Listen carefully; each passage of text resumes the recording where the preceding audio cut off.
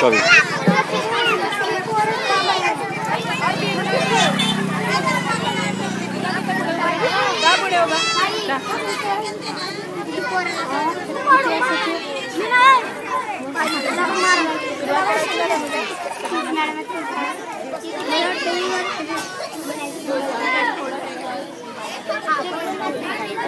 उभं राहायचं आणि झेंडा वंदन करायचं. मजा येते.